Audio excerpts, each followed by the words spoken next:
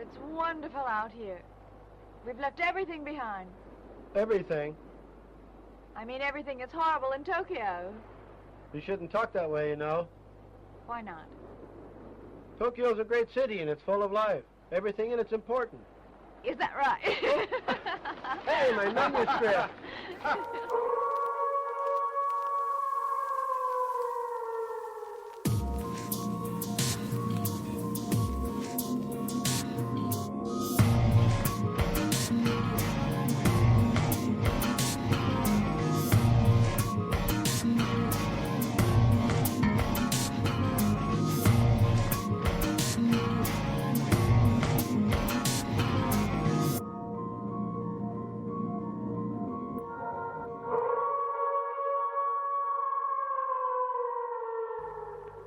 I didn't tell you that once you've eaten it, you become a mushroom too. That was why all the men took the mirrors off the ship, you see? And once you start, you can't stop. Hello and welcome to Comic Book Bears Presents The Bear Cave of Terror. I'm your hairy, heavy homo and horror fan host, Steve Morey. Each week, here in the Bear Cave, I invite a horror-loving guest who brings with them one of their favorite scary movies. It can be classic, gory, trashy, obscure, psychopsilocybinal, or something still banned in Britain. In other words, a thrilling work of cinematic terror that we think you might enjoy. In each episode, we'll dig into the flesh and bone of the film, highlighting our favorite scary moments, as well as stories and details from beyond the screen, all while our guest imparts their deep and possibly concerning love for this week's frightful vision unto you, our dear listener. And joining us today is Mr. Doug Fink. Doug, hello. Thank you for your first time here in the Bear Cave. Yeah, thank you for having me. Glad to be here. It's so nice. Wow. I know, it's so nice and cozy. Beautiful cave. Filled with so much stuff to read and not read and pile up. Yeah, it's great. Mm-hmm. I see you brought out your mushroom collection just for me. Absolutely. I've just been cultivating them, but I don't really have to work hard. They just kind of like grow on you after a time. So convenient. But yeah, mushrooms. It's funny you should mention mushrooms. I think that's going to be maybe a small theme. Maybe a small topic in the movie that we're going to be talking about. But first, since it is your first time on the show, one question that I like to ask my guest hosts are, what brought you to horror? Where did you start being a fan of horror, or, you know, your first horror movie experience? Tell me about that. Yeah, this is one of my favorite things to talk about because I was not a horror fan for a very long time. In fact, I was a child afraid of everything, which turned into a teenager who was briefly afraid of everything. And I could not watch scary movies. I had terrible nightmares, couldn't watch scary TV, was not allowed to watch Goosebumps. Even though I read a lot of like child horror stuff, if it was on TV, it was a different story. I distinctly remember like seeing a commercial for the 13 Ghosts movie, which is like funny to consider very scary as an adult. But I remember as a kid seeing that and just having terrible nightmares from just a commercial. And I got really sick of that. I got really tired of going to sleepovers and not being able to watch the movies, or just in general being afraid of the TV, essentially, because scary things could be there. And so when I was probably around like 13 or 14 years old, maybe even a little older, I don't remember, I was like, all right, I'm over it. And I started to go to the library on the way home from school. I would pick up 3 DVDs, which was the limit at the time from the library. You could get 3 at a time. They would all be horror movies. And I would just force myself to watch one before bed. I would then turn the movie off and I would think in bed about how all those things couldn't happen and it was a movie. And then I would go to sleep. And that was my like way of getting over being afraid of things, was to just, I guess, like immersion therapy myself.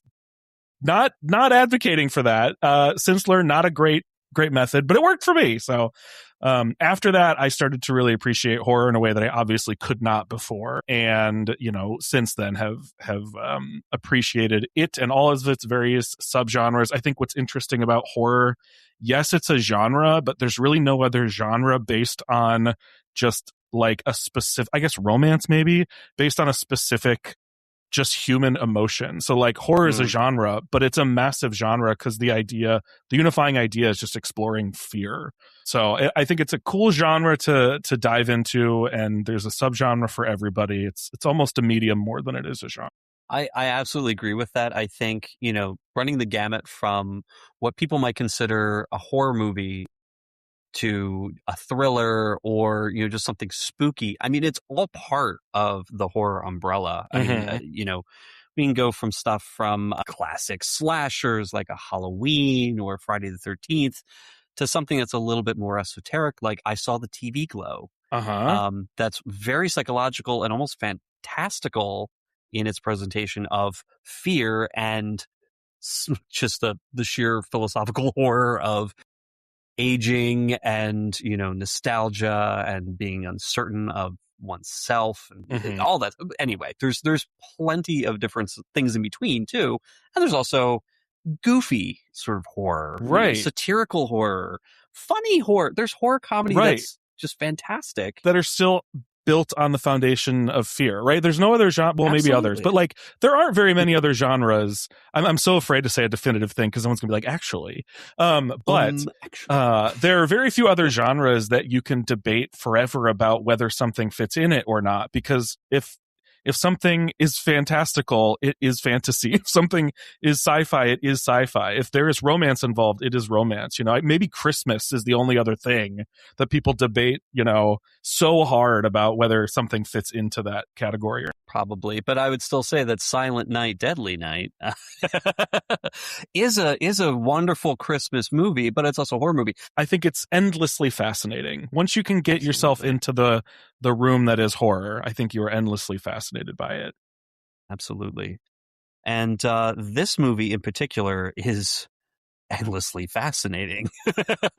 Because it's just a really interesting, I would say, departure because, what I know the director to have done other than this are mostly big, giant kaiju movies. Ishiro Honda is famous for a string of Godzilla films, among other things. But this one is definitely much more centered on humans up to a point.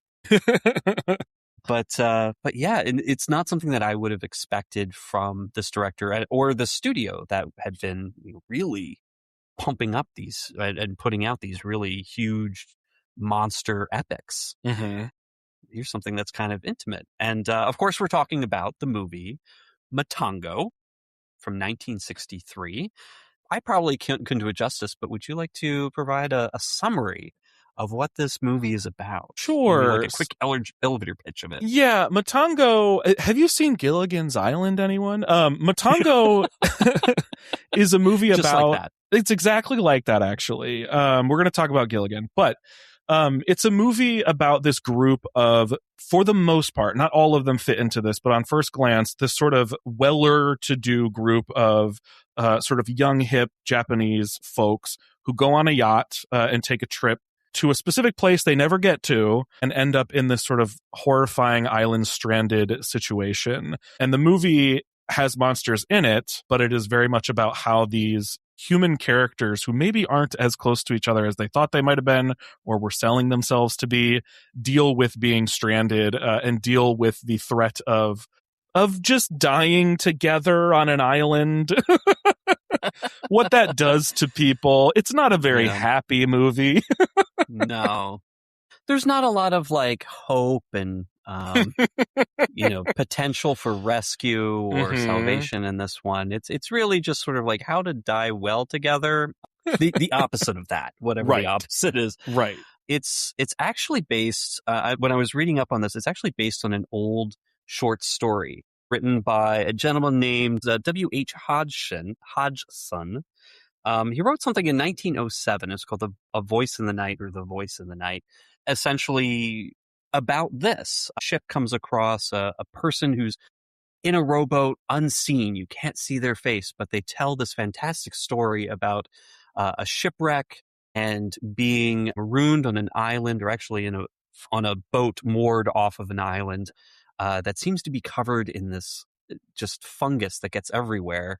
And he and his wife slowly succumb to madness and hunger and the fungus. And so it's, pretty bleak, pretty horrible. And that short story ends with basically everybody dead. Mm-hmm. And it was adapted before Matango came out. Matango came out in 1963.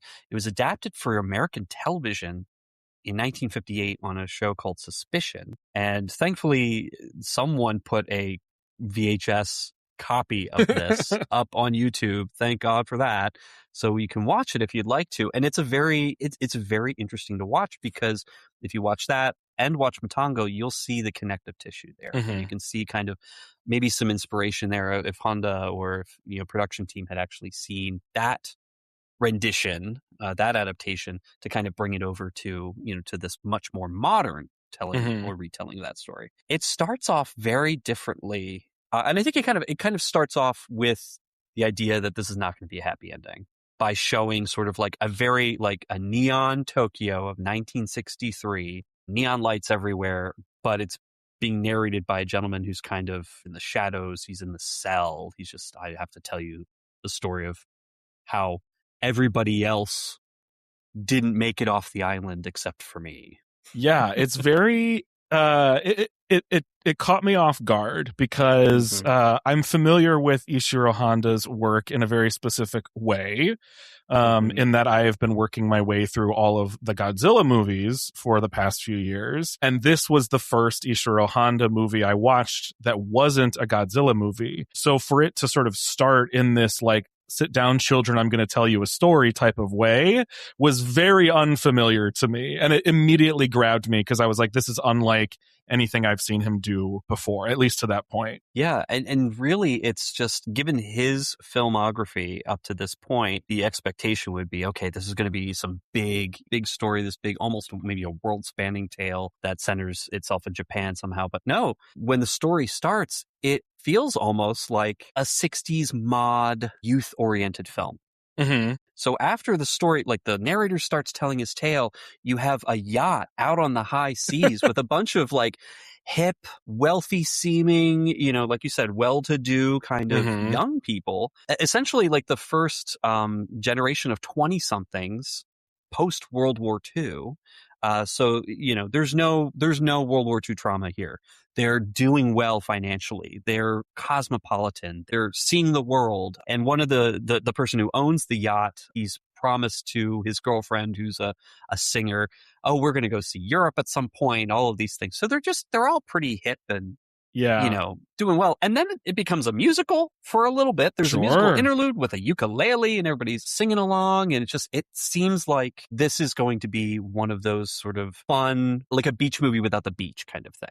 Yeah, for sure. And I think it makes a lot of sense for it would be so interesting to cut that first piece off and see what people thought the movie would be like, because, this is economic boom. This is, a distance out from World War II. This is increased Americanization and Westernization of Japan, and increased travel and consumerism and all that sort of stuff. And so this movie, the way that it starts, probably would appeal to people who are sort of buying into that mentality. Of course, it doesn't go that way, because Ishiro Honda is a bit more critical of it, but a bit more critical of it, just a little bit more critical of it. Just a teeny bit. Yeah. But yeah, it starts off with such good vibes. I mean, they're just chilling on a boat singing songs. Can I tell you though, every time I watch this movie, I get infuriated all over again when that woman throws that man's manuscript off a boat. Seriously? I just can't believe it every single time. He's been working on that, and we have a later flashback where it flashes back to him writing that same manuscript in a club. It's so important to him, he takes it everywhere with him, and she's just sort of like, don't be a wet blanket, and off it goes into the Pacific, and you're like, well, all right, and then it becomes a fun romp, and you don't know these characters yet, right? So you don't know where they're going. You haven't gotten into their psyches. You don't know that they're all a little bit rotten inside. So you're just like, oh my god, this poor man was writing this book. Because you're only given this very, surface level introduction to these characters. You don't really go deep into their motivations, who they are just yet. That's Yoshida, the writer. He just seems like a, hey, he's obsessed with writing, but he's also kind of cool and everything's fine. Yeah, they all laugh it off. Yeah, they're like, Who cares? Your life's work, whatever. You know, Right. Mommy, who's the singer, she's the swinging 60s, poster child right there. She's Mhm. all about fun times and, living life. And then you've got Kasai, who is the owner. He's a successful businessman. He's the one who kind of brings everybody together Mhm. and owns the boat. And you have Sakuta, who is his employee. He's the skipper, although he and Kasai tend to both wear captain's hats, because Kasai is like, it's my boat.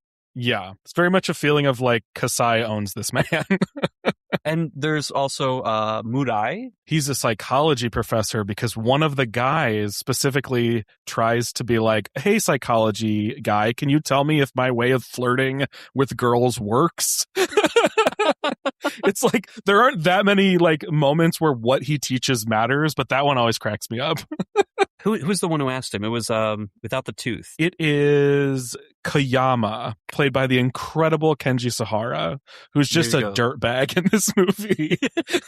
Well, and true to form, that his way of picking up women is to treat them like garbage and then kind of come back and dial back the garbage treatment, right. So that they're like, well, I guess you're not that bad, but you were right. Yeah. I was terrible. Like, I'm a piece of shit. Whatever. Just a bit of classic negging from the 60s. Yeah. From the 60s, from Japan. Like, yes, it's not a new concept. And then there's Akiko. Akiko is probably she's the sweet one. She's the Gidget of the group. She's a grad student. She works with Murai. There's some romantic tension there, which nowadays is kind of creepy and wrong. Power dynamic. She refers to him as sensei the entire movie, but he's definitely got it bad for her. He's all about getting sweet on her, but she's kind of like, she's the latest person in the group. Like she's just along because Murai invited her, and she's part of the group. They all wear the same sort of like pendants that are, I believe it's a captain's wheel with a little star behind it. Like they're all kind of part of this group. So like they share this experience together. And of course, that kind of sunny happiness cannot last because it is an Ishiro Honda horror movie. Yeah. Yeah, it's an interesting collection of people because I'm sure you've talked about so many slashers. And one of my favorite things about so many slashers is just the bizarre collection of teenagers that would not actually ever hang out in high school. And some movies try to explain it, but I have such a deep place in my heart for the ones that don't even try. They don't care. They're just like, these people are hanging out in the woods for some reason. That's kind of like what this is. There is a club. We don't know what that club is. We don't know who's in charge or who's adding people or if it's democratic or what, but there is a club and these people are not friends. Yeah. Akiko is very uncomfortable. This is her first outing and she is like, I'm out of my depth. Like everybody's kind of weird. Like the only other woman on here, she's got ulterior motives for dating the guy who owns the boat, and she's telling me very openly about it. Like there's a lot there to distrust right off the bat. Like, are these people really expressing themselves on the surface, or do they all have ulterior motives? And it kind of turns out that way as it's fully exposed during this. It's an event where they're put in danger. The boat is essentially disabled and is floating way off course. They don't know by how far. It's at one point they're saying like, oh, it might be like 1,000 miles. They're out of radio range because they hear that they've been missing for a couple days and that they've been searching all over the archipelago, but they can't find them because they're potentially really far out from the storm that's blown them. And they're slowly going a little loopy. Yeah. Yeah, there's so many really good, subtle, creepy things in this movie. And one of my favorites is that last radio report that they get to hear. Because the last thing they get to hear before the batteries are dead and before they're totally out of range is a story about them, which is so eerie and weird. And like, people are like, well, they're probably gone, missing, and dead. So, and this is what they hear, And then then the voice sort of just peers out, and that's it. The batteries are dead. Of course, they'd been complaining about Mommy wasting the batteries by turning on some jazzy tunes, and you're like, yeah, okay, the pretense is gone. Yeah. They're not friends. They're just like barely hanging on with the hope of survival. And of course, they do see land at one point, and to them, they're like, hey, this is good. This is a good sign. And so they row out. They notice a lot of wrecks, in the water. And when they get there, they're like, where's all the people? Where's any life? Is there any food? Can we get water? Like, there's got to be something here.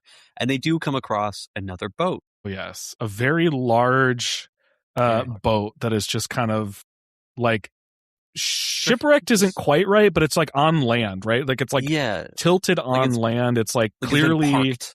Yeah, parked, but like really roughly so. Maybe parked by a storm or something. The entire boat set, actual practically, is like tilted. Like that's how off and weird this boat is. And I think that kind of throws a lot of the viewers off a little bit too, because the quarters are really cramped. Sometimes you're not really sure, like this hallway to this hallway, where things really are. And of course, like you said, there's some skewing, but also when they first get there, it's just covered in this gunk everywhere. This red, disgusting sort of filmy fungus. And that's actually something that it shares directly with the episode of Suspicion, The Voice in the Night. Sure. Because when they first find this vessel, this ship, it's covered in a complete sort of like fuzzy film of, well, we don't know what color it is because it's black and white. I believe it's said to be gray in the episode, but it's just covering everything, including the captain's quarters and the galley, everything that would have been touched by people, except for one room, and that's the scientific experiment room. And this is, I think, where Honda kind of jumps in, and we get the Honda-ness of it. It's not a ship that's like clearly identified. We don't know like whose it is or what it's for, but you can kind of assume because of this room that it's probably like a military ship. Maybe we have no idea who it belongs to.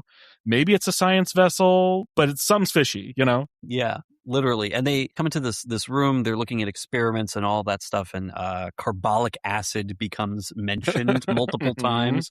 Actually, also in the Suspicion episode as well, they talk about carbolic acid a lot as a way of cleaning and disinfecting things. So it might have just been, maybe that was just what everybody did back then to clear off fungus. But yeah, so automatically you're kind of in this, something's really wrong with this vessel. Something happened, and there's some scientific connection to it, possibly. And this is where we get our first glimpse of a Matango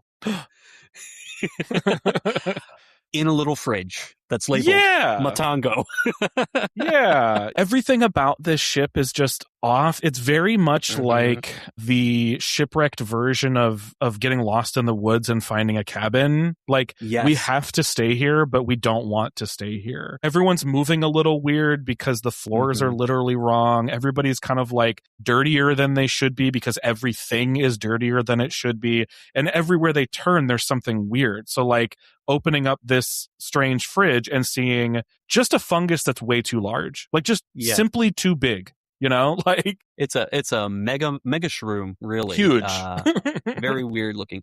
But I love how you said it. Like, it really is, at least at this stage in the film, it's very much a cabin in the woods movie. Yeah, totally. And that's a subgenre of horror. It's a cabin in the woods. People are either trapped or find shelter in this abandoned structure, and this is the same thing. It's an abandoned ship, and they try to make the most out of it. They find food in the galley, they clean the things up, clean everything up so that they get all the fungus off of at least the interior living spaces. And I want to say Kasai immediately goes the extra asshole mile and takes the captain's quarters for himself. It's like the biggest room on the ship, and he's like, it's mine. Because it was my boat, like my yacht originally, so I get the captain's room. Yeah, this is, it's very much a descent into madness type of story. So like the characters are not going on transformative character arcs. So what you see them as when they're introduced, they become kind of the worst version of by the end of the movie. And Kasai's the first one you see it from because it's easy to think of CEOs being shitty to people. So naturally, the first person who's sort of like, I get the big room, I am better, I am separated, and not necessarily thinking it's weird for anybody because of course he would have the big room and of course he would be separate. He can't sleep in the same room as other people, Steve. Come on. God, with their breathing. With their breathing and they're like scratching, it's and of course the two women have to room together, even though they're clearly not friends. They would never hang out outside of this boat, but they're forced to like live in this room together. everyone else is a man. So you have these 2 women alone with 5 men. It's a weirdly big cast. Like, it's a much bigger is. cast than you would expect. And, you have one who's clearly kind of like a leering asshole, and that's, he's constantly making comments, especially about Mommy, because she's the hot one. Right. You have Murai, who kind of just keeps quiet most of the time. He doesn't want to create conflict. Mhm. So he starts to retreat a little bit into himself. He's kind of like, okay, you do your thing. Kasai, yeah, sure, you get the rifle. Okay, you can go hunting. Like, you enjoy your gun, which has the largest magazine, I think, of any rifle. They can fire off like 15 shots before they have to reload. And then you've got Sakuta, who's kind of like slowly seething. I mean, I'm going to say that I find Hiroshi Koizumi, who I fell in love with, and I think Godzilla Rides Again, because he just has, 1, amazing eyebrows, but 2, is the most shockingly handsome person in this movie. And he just has that great stare, that look where he can just sort of like look off into the distance, and you're just sort of like, take me now. Like, I don't know, like, he just has that amazing face and is so intense with it. But also, it's a great way of revealing that this character is just maybe 5 steps away from just hauling off and swinging at Kasai, at anybody, really, because he's just sort of like, nobody's paying attention to me. Nobody's doing what I want to do. Yeah. This is not good. Yeah, he's a character whose defining characteristic when we meet him is being employed by a shitty CEO. And so, like, his descent is basically wrestling with whether or not to take control when his boss is right there, and we do eventually see that he like decides to take some kind of control that does not consider really anyone else, and that's kind of his. It's weird to say that's like his descent into madness, but like given who he is at the start and what it means for the other people on the island, it really is kind of where his journey goes. Yeah, I was thinking about you. We were kind of talking about before recording. It's like, I think he represents maybe the most pragmatic of the characters. He's like, look, I'm the only one who has the skills and the know-how and the ability to sail the yacht. Like, I should be the one to take it out and see if I can get help from someone. And like, he's kind of, he's the one who fixes up the yacht. He's the one who's kind of trying to hold everything together. But at one point he leaves. Yeah. He's gone. Honestly, though, like, none of these people are necessarily people you should root for. Yeah. But if you were going to, I do think that Sakura is one of the easier ones to root for, because once they're stranded, all he does is try to fix that ship. All he does is try to figure out how to get them off the island, or to get a signal out there, or in some way, shape, or form get them saved. And maybe 1 or 2 people are ever taking him seriously in that effort, right? And the 2 people who do kind of take him seriously in that effort are kind of the 2 shittiest guys, like, on a daily basis. So I totally get where he would be like, you know what? Fuck it. I built this ship, or I repaired this ship, rather. Yeah, I'm taking it out. These people, it's the story of what that meal or bread or soup or whatever, where it's like, I made this bread, I'm not giving it to anybody else, Yeah, exactly. It's pretty wild. There's a whole, subplot with someone finding turtle eggs and then selling them back to Kasai for my God, Steve, this is the best thing about this movie, is that, like, if it wasn't clear that this was about how just kind of fucked up these people are, and how so locked in to their sort of worst version ego. It's them being stranded on an island, living in a cabin in the woods ship with almost no food. There's only 7 of them. There is no economy here. Like, there is no exchanging of money except for these 2 people, one of whom is a scam artist and the other is a CEO. So for whatever reason, they've got a turtle egg trade going on. For what? For what? for 12 eggs. Like, there's a point where where they're doing the deal, and Kasai says, "Oh, yesterday it was only 500 yen or 1,000 yen per egg or something, and today it's 5,000 eggs." The market's changing. The market's on the beach in the creepy ship. Like, what? Yeah. But I think it's brilliant to include this, because it really does show how detached some of these people are from the situation. Yeah.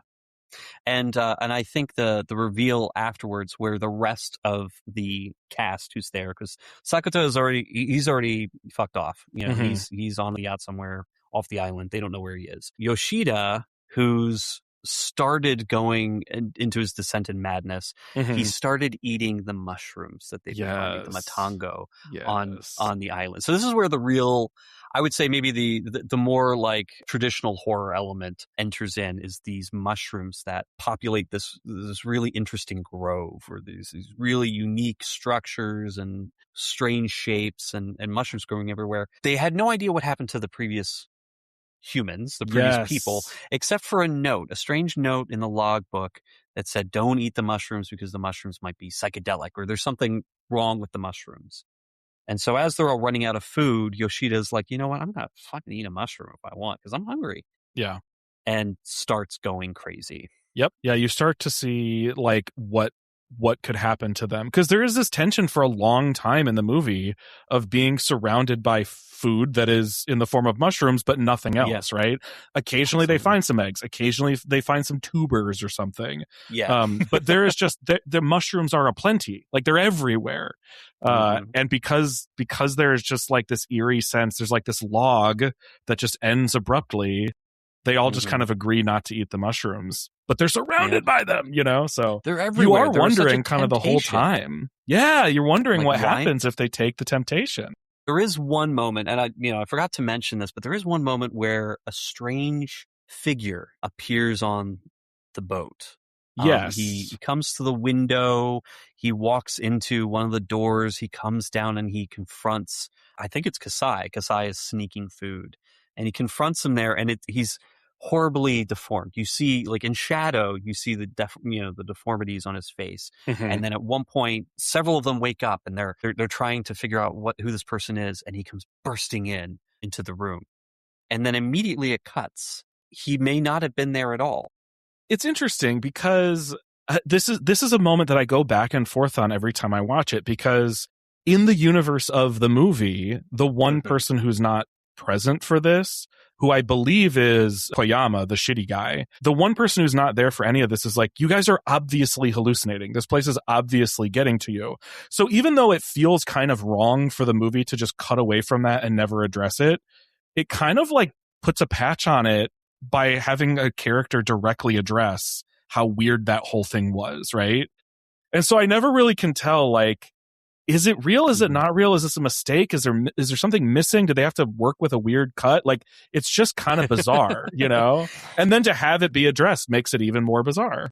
Absolutely. And that creature kind of disappears. And like, yeah, there's a moment where Kasai and Murai are out like hunting, and they shoot at some giant moving mushroom in the distance, and they don't find anything when they go to the place where they thought they shot it.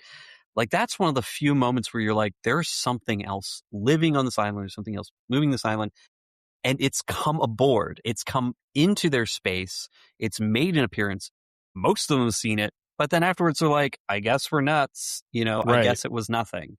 Which, the first time you're watching this, you can very easily just be like, okay, yeah, that's exactly what happened. But then you eventually do see more mushroom people that look like that guy. So it's not like you only have the big mushroom people and then one hallucinated, like, quote, small mushroom person. You see all kinds of mushroom people, Yes. So you then question all over again by the end, like, was that guy actually there? Kind of getting back to the moment that's sort of the payoff for the exchanging money for eggs. Yeah. Yoshida gets out. They lock him away because he's kind of gone nuts. They lock him into the captain's room, kick Kasai out, and they're like, no, you got to stay with the rest of us now. Yeah, this is the brig now.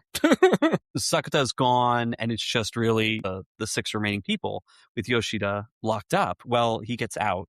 He gets with Mami, who becomes his, I guess, little Stockholm Syndrome girl, and brandishing the gun ends up shooting and killing Koyama. And when Koyama falls to the ground, out of his shirt pops hundreds of thousands of yen. Just all these bills, just rolls of bills and falling out of his shirt. And it just shows how completely useless his whole ruse, like his whole scheme was. There's nothing for these bills. It's just garbage. It's just trash. Yeah, you learn at some point that his plan is to basically cheat the CEO out of all of his money so that when they get back, he'll have all this money. So he's like really confident he'll get back. But I think, like, Honda's never letting that guy live to the end of the movie. Like, he's the only one in the movie who is like murdered, like explicitly killed by the other people. And I think that's significant that guy who is the one most buying into this sort of like, well, there's the CEO who is there, but the guy who is actively on screen collecting wealth and trying to get as much money as possible in like an absurd scenario is the one who is killed by the other people. Absolutely. I'm not sure if Honda explicitly meant it. It's like, look, somebody who's attempting to accumulate wealth in a situation where wealth is useless, deserves to die. Although the guy is kind of an asshole, so I don't feel so bad when he does. Well, that's the thing. This guy's really terrible. Like, Honda makes sure you know that this guy is really, really terrible. Like, he openly talks about how they need to just start having sex with these women, and like when they don't agree, he just tries to do it anyway. Like, he is a horrible person. But I think because I don't think he necessarily represents just like general consumerism, but I think he represents greed in a really obvious way, right? And so I think that's kind of more what I think Honda's addressing. It's weird to have a CEO who's a shitty person in the movie not be the one representing greed, but really it is Koyama who's representing kind of the worst of them. There is sort of like an uncomfortable element to it in that he's the one person on this cast who's sort of like of the lower class. I'm putting up huge quotes, but like he's the one person presented as like he's probably not very wealthy. He's probably not got a lot of opportunity. So it's a little bit of a bummer that he turns out to be the shittiest guy, and there's no like argument to that, but he as an individual character is very shitty. And so you can kind of understand. Also, I have to just praise Kenji Sahara so much. Kenji Sahara is so amazing. He is now one of my most watched actors just because I've watched so many Honda movies, and he's just in like all of them. Sometimes he just like says one line and he gets a credit, and you're like, all right, take another one off for Kenji Sahara. But my favorite is when Kenji Sahara gets to be a freak. And this movie, he gets to be just a terrible, dirty, gross freak. And I love it. I love that for him. Yeah.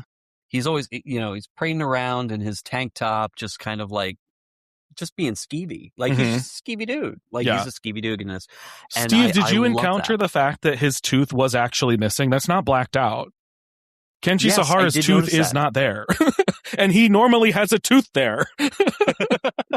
See, that's the thing. I thought that it was like, at first I thought it was like a gold tooth or something, but then in the next close-up scenes of his, I was like, oh, no, it is actually missing. Yeah, it's amazing. And I couldn't remember if he had it missing in other movies, but I guess not. No, he did not. He has that tooth in other movies.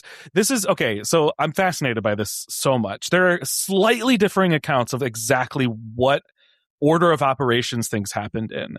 But what is very clear is that Kenji Sahara could have had a fake tooth there, or blacked out a tooth, or had that missing tooth put back in before they filmed and said, no, keep it out. We'll put it back in after the movie. So some accounts say that he had a dentist remove it. Some accounts say that it was gone and he just chose not to have it replaced until after. But Kenji Sahara specifically said, I will not have that tooth for this movie. And I love that so much. That is a character choice. That is going method.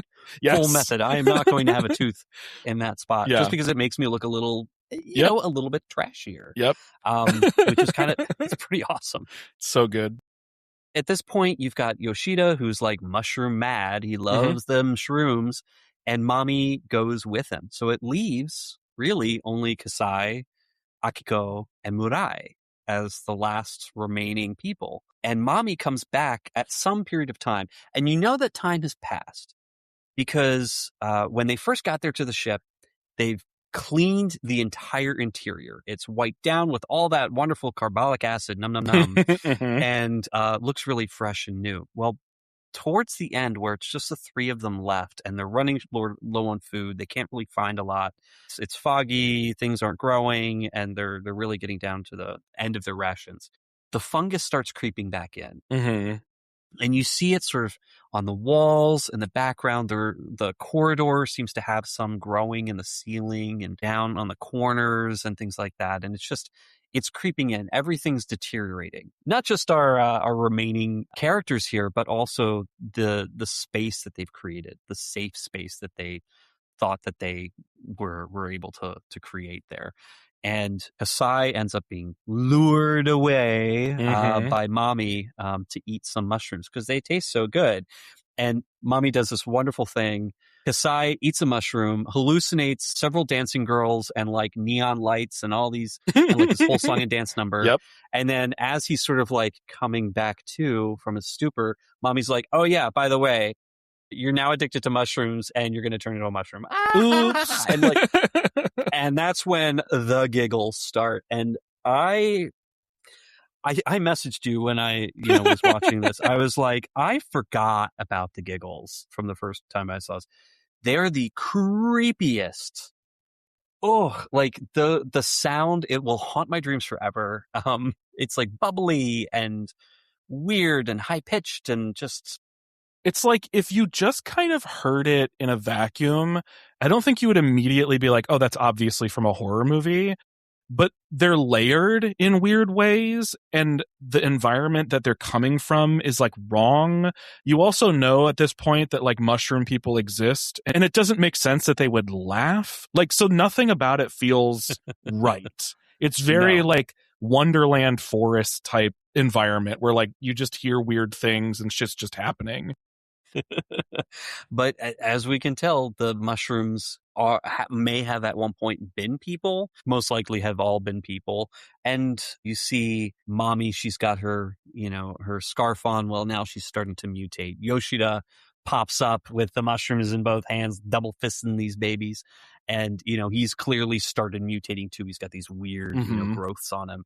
He looks so happy. He's so happy. He looks so they're happy. all happy. Yeah. And that's where I'm thinking, well, maybe the giggling is just kind of like their minds are gone. They're in bliss. Like, and that's kind of part of the addictive nature of the mushrooms is that just eat more because this is it. Like you're going to be happy. You're going to be in this sort of blissed out state as your body slowly transforms. And some of these mushroom men or creatures or whatever appear back on the vessel. They kidnap Akiko, and Morai's having to like try and stop her. He follows her to the grove. And when he finds her there, she's already had a mushroom. And she's like, you know what? Come on in. The water's fine. Like, there's room for one more. This is really great. I'm not hungry anymore. Let's just eat mushrooms and be happy. And he can't. He's finally at the point, Murai is, that he's like, I need to get out of here. I need to escape. And we find out that Sakuta, like the yacht shows up again, at some point, and we find out that Sakuta died at sea. And he wrote this big missive on the wall saying, hey, here's all the people who died back on the island, and I tried to get help and everything. And Murai is just sort of like, that fucker, and like crosses out the whole thing. She's love like, that. Abandoned us and he died anyway. Like, what a waste. Abandoned us and just wrote us all off. Like, none of them except for Kayama ends up dead, technically. And this guy was just like, all right, well, no one go looking for him. Yep, that's it. They're done. They're done for, like, whatever. And unfortunately, I'm done for too, because we're reading this. I'm dead.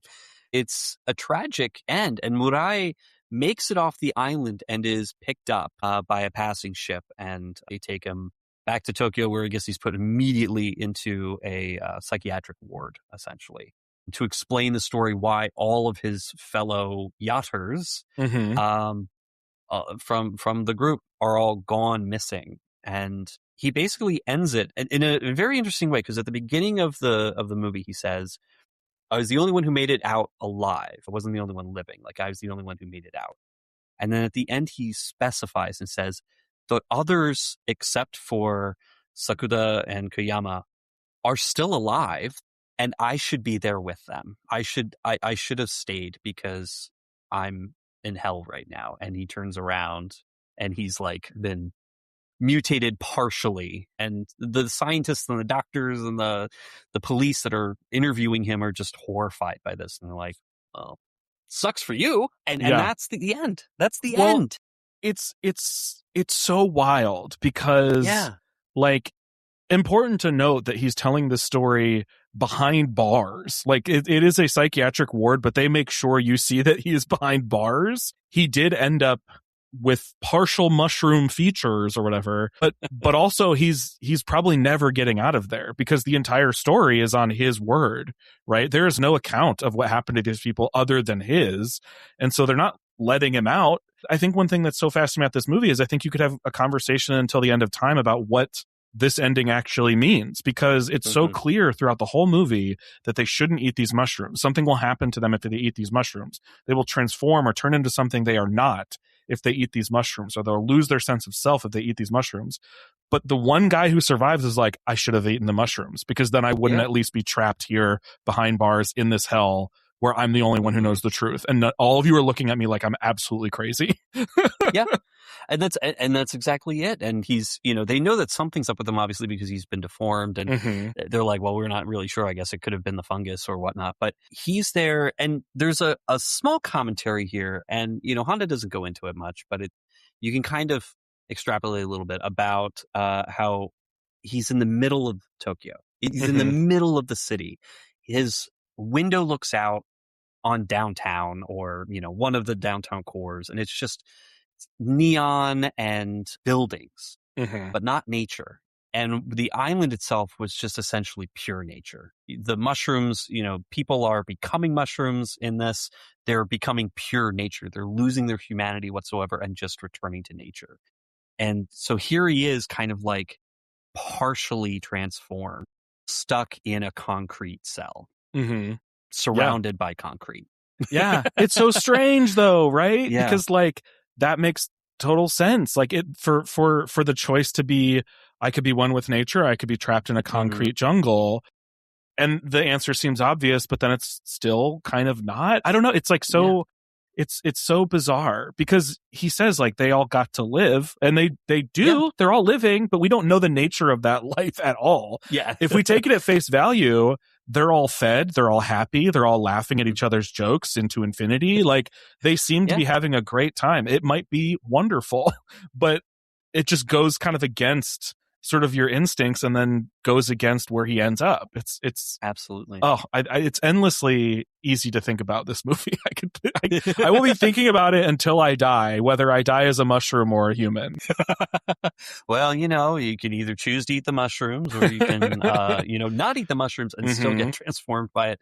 And I think that's kind of that might also be the other bit of horror in this, is that the one person who doesn't eat the mushrooms at all still is affected by them. And there's nothing, like there really was no way to leave it unscathed. Yeah. So leave the island unscathed. So very uplifting, upbeat tale, a nice beach movie that features a bunch of mod music interludes. I think it's such an interesting movie to happen when it does, because this one is from 1963. There have been 3 Godzilla movies at this point, and a couple other sort of monster movies happening. And Godzilla, the original one, obviously is a horror movie. I say obviously when I was just talking about how people debate horror for the rest of the time, but I think it is obviously a horror movie. It is very clearly a giant movie monster, right? Yeah, Godzilla is at his most horrifying, arguably, in that movie. And it's a very clear commentary on nuclear war and humanity and all this sort of stuff. It's very dark. It's very bleak. By the time this movie is coming out, Honda's still making Godzilla movies, but Godzilla is becoming more of a mascot figure. So where he gets to make commentary about the nature of humanity still is a little bit in Godzilla movies. It's still there. King Kong versus Godzilla it's not void of commentary, but the sort of like nuclear commentary, or the sort of monstrosity of humanity, kind of like thins out a little bit, or it's condensed into one like mustache twirling villain, And so I find this one really interesting, because it gets to be a place where he explores humanity in a way that's messy and not clean, and there isn't like an obvious like bow at the end. It is just kind of like, we can be really shitty sometimes. Right. We can be really shitty, especially when we're taken away from our normal environment, where we can kind of hide behind the hustle and bustle of city life, the post-war economic boom, where everything is just happening constantly. There's lots of stimuli. Things are there that allow us to kind of not necessarily present our true selves. Yeah. I am a massive fan of Survivor, and people who play Survivor often talk about how when you have no food and no sleep and you are in that environment, you have no choice but to be stripped down to a truest version of yourself. And sometimes that's great. Sometimes it's not. And this is sort of like the most cynical, bleak version of being stripped down to their like truest selves. Also on an island. Also on an island, exactly. Maybe Survivor should have like an all fungus season. Ooh. That might be interesting. Like, who's going to eat the mushrooms after not having food why for haven't a we done a while? tribal council set that's just overrun by fungus? Jeff, I have notes. Like, where's the idol? Well, it's buried deep within this fungal forest. Right. So you have to eat your way through. This is where I will ask. In this movie that has, albeit like a lot of sort of psychologically damaging moments and a lot of tense moments, what was your favorite scary moment? Yeah. You prepped me, and I was like, don't even need prep. I know exactly what it is. The moment where they open what I believe is supposed to be the captain's quarters or some sort of navigation quarters, and it's like the orange room that is so overrun by mold and fungus and mushrooms that things aren't even really recognizable anymore.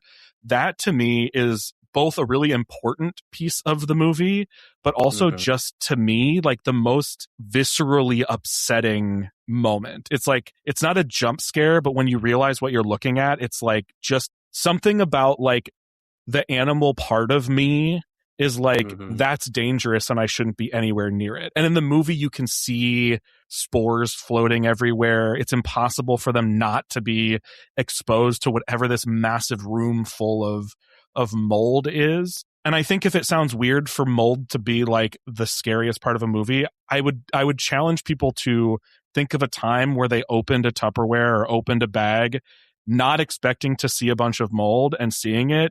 It's a jump scare. And this is a whole room that is just that.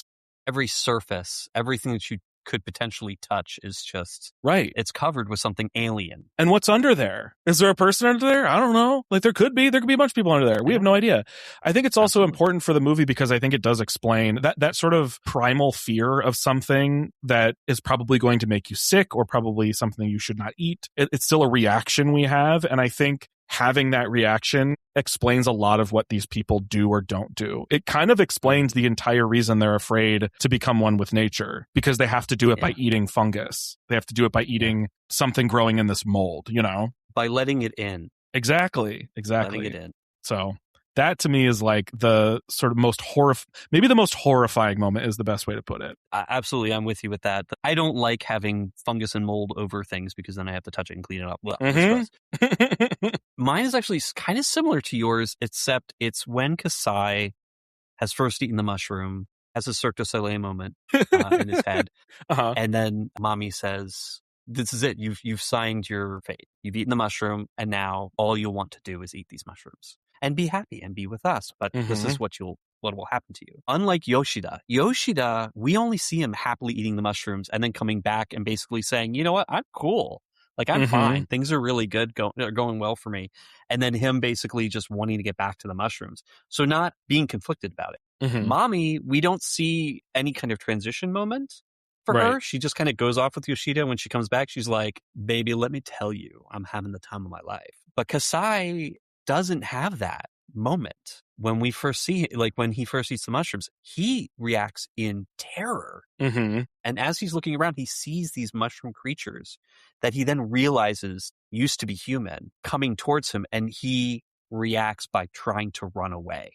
He tries to get away and stumbles and falls and is just there. And he's like surrounded, and that's it. Like it's that fear of like, there's nothing I can do now. I can't get away. I don't want this, but it's going to happen. It's the inevitable. And then it cuts, and the next time you see him, he's just eating the mushrooms. But how perfect is it for it to happen to him specifically that way? Because he's the one who was trying to separate himself from the other people because he's better than them, right? He's richer, he's a CEO, he's more powerful than them. What greater nightmare would a guy like that have than to be forced into being in community with all these other people and to be one with them and to be equal to them? Yep. Losing all of his power. He has absolutely no power in that moment, and he realizes it.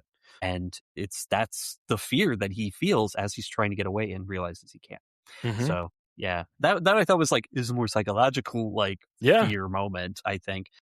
But because the mushroom people themselves are not of themselves very scary. Yeah, they're creepy and weird, and that giggle is, you know. Yeah, but They're scary in the way that they are not a thing you have seen or will see. It's like a thing that shouldn't exist, kind of. That like it's got that kind of scary to it. But it's not a thing you should look at directly, because then you're like, oh, this isn't scary. You know, there's the moment where you sort of see it behind a tree, like step out of view. That's scary. The like half transformed ones, like climbing through the windows, they're scary. But the big mushroom people are, they're huggable. You don't want your monster to be huggable. Well, maybe you do. I don't know. Yeah, I mean, huggable monsters are fun, and like these are the ones that would hug. Like these are definitely huggers, in a very join us kind of way, I think. Join us.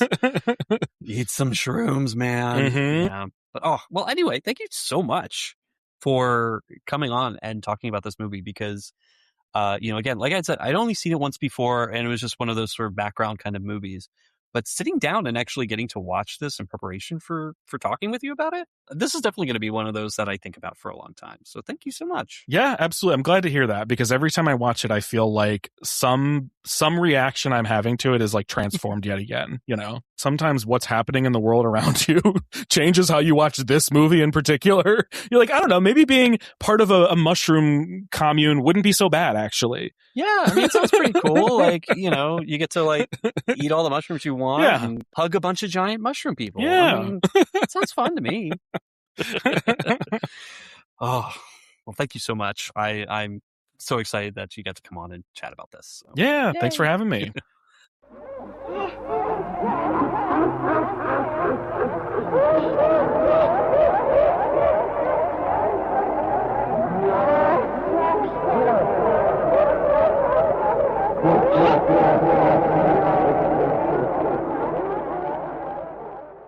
You've just listened to another episode of the Bear Cave of Terror, and if you haven't seen Matango, or after listening to us are struck with an irresistible compulsion to watch it again, it is streaming free on Plex in English only. You can find it under Matango or Attack of the Mushroom People, and the Criterion Collection release is available and is fantastic, so you get to see it restored and in Japanese if you like that. And Doug, if listeners would like to get in touch with you, how would they do that?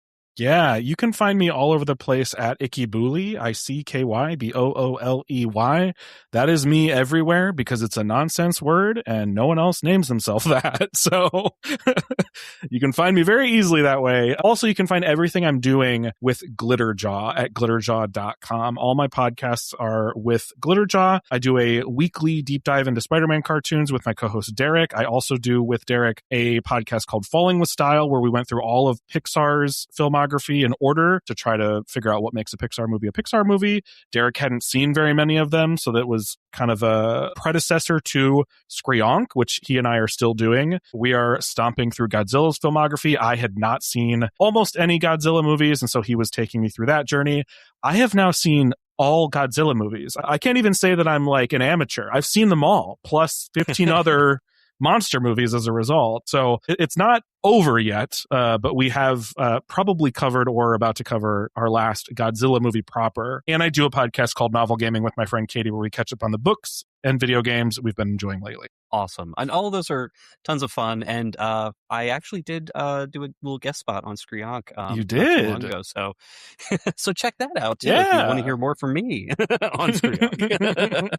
But yeah, like all those are fantastic. And Skree-Onk, I have been listening to since the beginning of your journey. And it's been really fun to listen to you sort of get to know all of these Godzilla movies, especially when you haven't seen them and Derek asks you what you think they're about. Yeah, Derek summed up some really good predictions recently. Somebody asked like online what his favorite predictions of mine were. One is that Manila is born by Godzilla throwing up an egg, obviously. That Megalon is just a guy. Yes. And I don't remember what the other one was, but Megalon as a guy is my favorite one, personally. Yeah. Well, definitely check those out. They're a ton of fun, and there's always something to discover with those. And then also, if you'd like to follow Bear Cave of Terror, you can do so. We're Bear Cave of Terror on Blue Sky and on Instagram, all one word, Bear Cave of Terror, or send an email to bearcaveofterror@gmail.com. A list of our sources will be available in the show notes if you'd like to learn a little bit more about Matango or the original short story it's based on, The Voice in the Night. And remember, the desert island market for turtle eggs is constantly in flux, so bring millions of yen just in case. Good night, everybody.